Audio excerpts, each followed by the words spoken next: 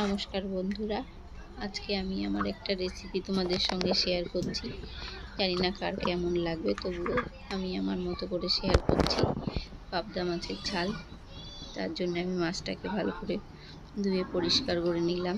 তারপর তাতে আমি নুন আর হলুদ দিয়ে মাছটাকে ভালো করে মেখে নেব। মাছটাকে নুন হলুদ দিয়ে মাখিয়ে তারপর আমি ওটাকে ভালো করে একটু ভেজে নেব। তার জন্যে আমি দেব কড়াইতে তেল।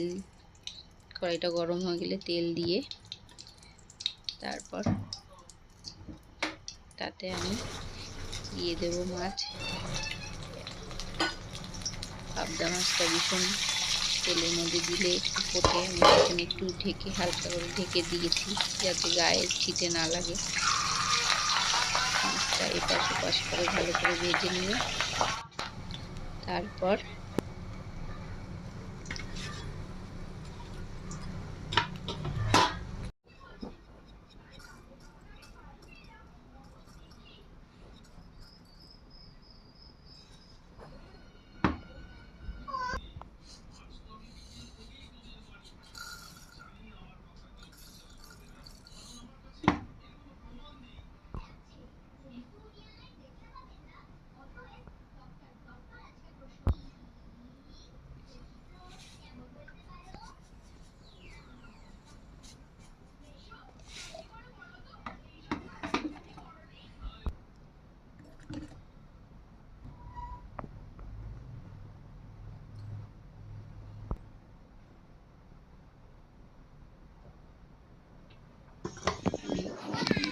পেস্টটা তৈরি করে নিলাম।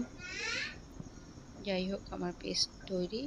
এবার আমি কড়াইতে দিয়ে দেবো একটু ফোড়ন, দিয়ে দেবো জিরে ফোড়ন দিয়ে তারপর আমি তাতে দিয়ে দেবো হচ্ছে গিয়ে ওই পেস্ট করা মশলাটা আমি দেবো। যে মশলাটা আমি দিয়েও দিয়েছি, দিয়ে একটু নাড়িয়ে নেব। নাড়িয়ে নিয়ে তাতে আরেকটু স্বাদ অনুসারে নুন হলুদ আমি দেবো, যাতে পুরো মাছটাকে নুন হলুদ থাকে। তার জন্য আমি নুন হলুদ দিয়ে মাছগুলো দিয়ে এপাশ ওপাশ করে একটু নাড়িয়ে রেডি করে নেব মাছটাকে। হয়ে গেলে তারপরে এপাশ ওপাশ নাড়িয়ে